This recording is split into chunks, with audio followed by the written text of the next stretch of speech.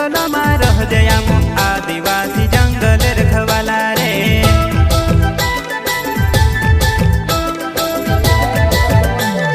चल जंगल जमीन काज पूजे रे आदिवासी दुनिया ने रखवाला रे। बाप देव खतरी काज पूजे रे आदिवासी सबसे निराला रे।